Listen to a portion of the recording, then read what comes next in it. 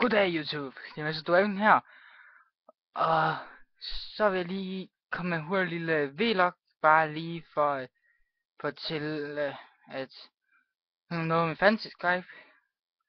Jeg skal nok prøve på at huske på, at hver dag fra klokken 3 til 6, altså 15:00 til 18:00, der vil jeg være på min fan Skype.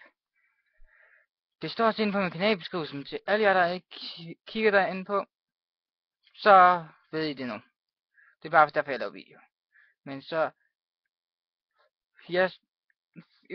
alle mine videoer fra nu af og i fremtiden, der kommer jeg til at skrive min fan Skype nede i beskrivelsen, hvis jeg husker det.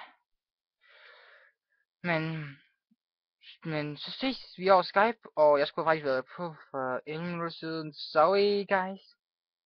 Og lige hurtigt med video, og så går jeg ind på Skype og accepterer alle anmodninger fra jer. Ses.